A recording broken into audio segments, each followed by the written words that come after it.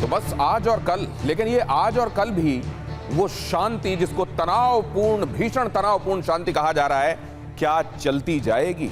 क्या इसको शांति का टैग हासिल रहेगा आज और कल भी? क्योंकि अब से कुछ देर पहले डोनाल्ड ट्रंप ने एक बार फिर ट्रूथ सोशल का इस्तेमाल करते हुए कहा कि इस दौरान ईरान ने न जाने कितने बार सीज फायर वायलेट किया है। और इधर खबर यह भी आ रही है कि अमेरिका ने होर्मुज के पास वेसल्स को सीज करना शुरू कर दिया है। और ऐसे में ही दुनिया ये पूछ रही है, ट्रंप की यू टर्न की जो पॉलिसी है, क्या वो एटमी तबाही और महामंदी की तरफ दुनिया को ले जा रही है? क्या ये खतरा बड़ा होता जा रहा है तब जबकि अब ये सीज फायर जो 14 दिनों का था, कल 22 तारीख बुधवार को ये समाप्त हो जाएगा। और इसके साथ ही डोनाल्ड ट्रंप कह रहे हैं कि अब ये बिल्कुल अनलाइकली है कि हम इसको आगे एक्सटेंड करेंगे, और ईरान कह रहा है हम वार्ता की तरफ जाने वाले हैं ही नहीं। ऐसे में अब होने क्या वाला है, जरा देखिए। होर्मुज पर कतर ने अमेरिका को चेताया, होर्मुज नाकाबंदी वैश्विक समस्या बन जाएगी, हर हाल में वार्ता सफल होनी चाहिए। कतर ने कहा पाकिस्तान की शांति की पहल सराहनीय है। कतर ने कहा पाकिस्तान की शांति की पहल सराहनीय, कतर कह रहा है। और कतर यह भी कह रहा है कि वैश्विक शांति के लिए आवश्यक है, वैश्विक कल्याण के लिए जरूरी है। कतर कह रहा है कि किसी भी सूरत में वार्ता होना चाहिए और वार्ता को कामयाब होना चाहिए। और इस्फहान के सफा में आई धमाके की आवाज। अब आइए अगली खबर की तरफ आपको ले चलता हूं। पहाड़ में सुनी गई तेज धमाके की आवाज। इस्फहान में ईरान की परमाणु साइट है। आईआरजीसी ने धमाके की पुष्टि की है। धमाका हुआ है, इस बात को आईआरजीसी ने भी कबूला है। अब ये धमाका क्यों हुआ? क्या ये सैबोटाज है या फिर असल में हमले शुरू हो गए हैं? ये किस तरह का धमाका था?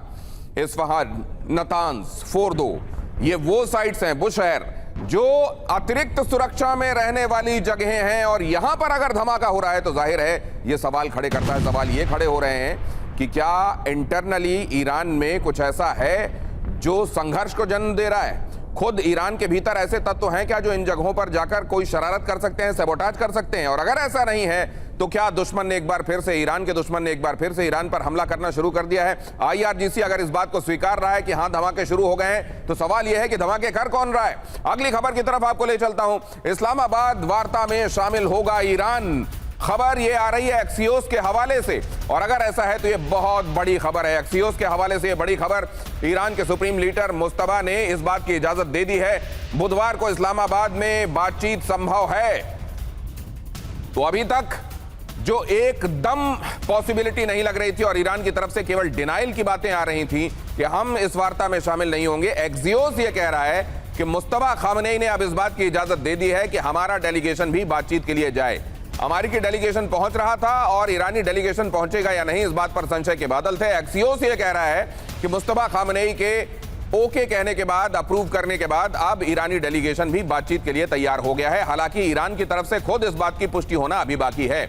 अगली खबर, होर्मुज पर ईरान ने झंडा लहराया। पैराग्लाइडर से फ्लैग फहराता दिखाई दिया शख्स। होर्मुज पर ईरान नहीं छोड़ेगा दावा। होर्मुज पर ट्रंप के दावे को झुठलाया।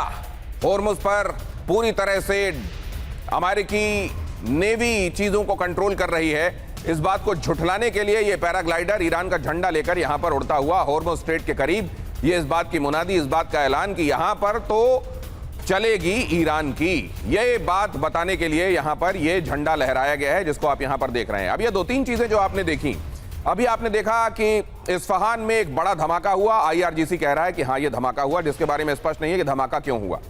आपने यह भी देखा कि ईरान की तरफ से डेलीगेशन जाएगा, इस बात की पुष्टि एक्सियोस की तरफ से हो रही है। हालांकि ईरान की तरफ से अभी यह पुष्टि होनी बाकी है। स्ट्रेट ऑफ होर्मुज में किसकी चल रही है यह बात बताने के लिए ईरान यहां पर पैराग्लाइडर के जरिए अपना झंडा फहराकर इस जगह यह बता रहा है कि यह जगह तो हमारी है। इस सब के बीच में कल डेडलाइन आप जानते हैं ओवर हो रही है। सीज फायर कल, जो इसके लिए 14 दिन वक्त तय किया गया था, वो कल खत्म हो रहा है। इधर वार्ता किसी भी सूरत में कामयाब होना चाहिए। कतर और तमाम जीसीसी कंट्रीज को यह लगने लगा है कि अगर यह कामयाब नहीं हुआ तो सबसे ज्यादा जो पिसेंगे वो हम पिसेंगे, क्योंकि अमेरिका तो भौगोलिक रूप से बहुत दूर है। तो अमेरिका का जो गुस्सा होगा ईरान का, वो हम पर उतरेगा। ये बात तो ये देख भी चुके हैं ये कंट्रीज, इसलिए यहां पर ये डर बड़ा होता जा रहा है। तो अब होगा क्या? सवाल यह है, हमारे एक्सपर्ट्स क्या देख रहे हैं, एक्सियोस की रिपोर्ट, क्या वाकई डेलीगेशन ईरान का रजामंद हो जाएगा? रजामंद आने के लिए तो हो जाएगा, लेकिन जब टेबल पर बैठेंगे तो क्या बातचीत होगी? और बातचीत में क्या कोई ऐसा रास्ता निकलेगा जिससे सीज फायर कम से कम अगले कुछ दिनों तक एक्सटेंड हो जाए? क्या कुछ एक अगले दौर की वार्ता के संदर्भ में चर्चा होगी? Let's talk for the talks ahead, ऐसा कुछ हो जाएगा? क्या होने वाला है यहां, यह बहुत बड़ा सवाल है। हमारे साथ जुड़ने वाले खास मेहमान इसको आपके लिए डिकोड करेंगे। एयर कॉमोडोर कार्तिकेय काले हमारे साथ आज की इस चर्चा में शामिल हो रहे हैं। हमारे साथ प्रोफेसर अमिताभ भी आज की इस चर्चा में हैं और आशीष सिंह डिफेंस जर्नलिस्ट हमको इस चर्चा में ज्वाइन कर रहे हैं। अचल कुमार मल्होत्रा साहब पूर्व राजदूत हमारे साथ इस चर्चा का हिस्सा हैं और कार्तिकेय काले साहब ने जो शर्ट पहनी हुई है उसमें MiG-27 भी आपको दिखाई दे रहा है। बहरहाल आगे आपको ले चलता हूं। यहां देखिए, ईरान के एक और जहाज पर अमेरिका का कब्जा। हिंद प्रशांत में तिफानी टैंकर जब्त किया गया।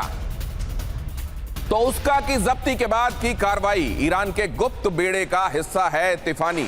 ईरान के गुप्त बेड़े के हिस्से को भी अब यहां पर कैप्चर कर लिया गया है। पहले तोस्का के बारे में कल हमने आपको खबर बताई ही थी और यही बातें, जाहिर है यही बातें वो तमाम बातें हैं जो किसी वार्ता के पहले के शुभ संकेत नहीं हैं। वार्ता हो पाएगी कि नहीं यही अभी खटाई में है, लेकिन उसके पहले के कई चीजें होती हैं जो जहां से इशारे मिलते हैं कि आगे क्या होने वाला है। और ये पूरी दुनिया में कोई भी बता सकता है कि ये अच्छे ओमेन नहीं है, they are not good omen. अब यहां पर देखिए, यहां तोस्का के बाद एक और जहाज को कब्जे में ले लिया गया है।